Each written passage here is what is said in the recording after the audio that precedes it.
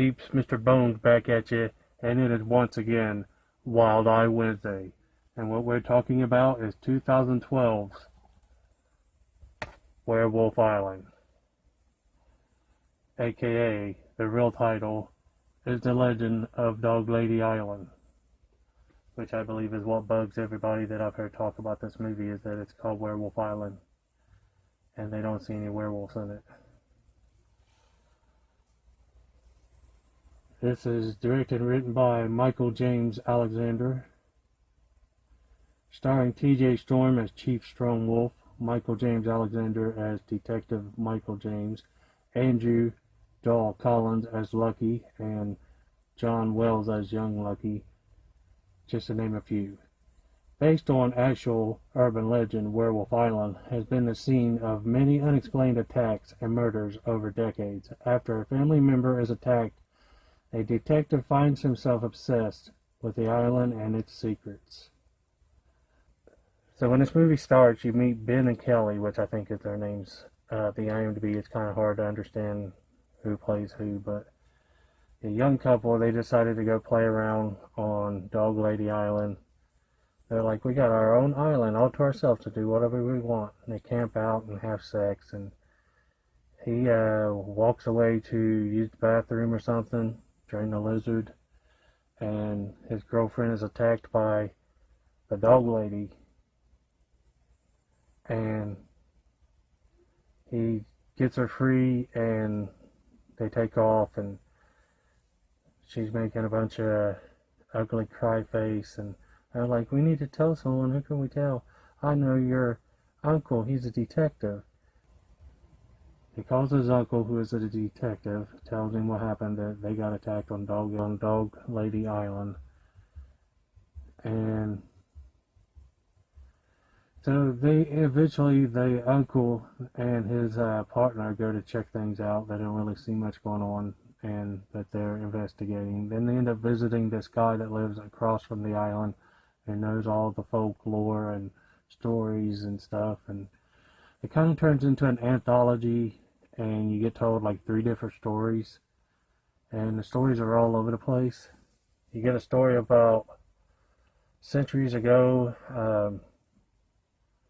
like some Yankees or whatever with horrible French accents telling this Indian tribe, we want you and your family to leave this island.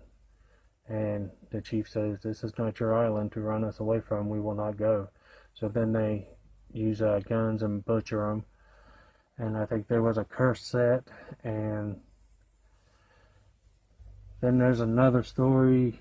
Then there's another story of this young guy and his wife and kids, and his and some gangsters that he knew from when he was a youngster coming by and wanting his property or something, and they come by and shoot him and take his kids away, which I believe they said something about drowning them or something. And one of the guys takes the wife up to the bedroom. They don't show it, but he does some not so nice things and says he'll be back later to have some more fun. But while he's gone, she goes in the backyard and hangs herself. And there's a third story with this guy who, him and his wife, own this house to themselves on Dog Lady Island, and with some children. And these bikers, this is more modern time, these bikers like the island and stuff, and they wanted to play around on and hang out and drink and act stupid. And they come back and they kill the husband and the wife. So the island's cursed, and there's lots of low budget police story stuff, police scenes in a police station and detective work, and I find boring and couldn't get into those parts. And the part that people don't like with the werewolf dog lady, whatever, I thought she looked kind of cool, but I didn't think she looked that much like a dog. Then she sort of looked more like a cat. Like I could have took her character, pulled it out of a movie, and set her down in Stephen King's Sleepwalkers. She looked like she would have fit well in that movie. overall, this movie wasn't as bad as people have made it out to be, but it was not fantastic. I would not be running back to rewatch it anytime soon. That's all I have to say about it, and that's what I watched. Peace.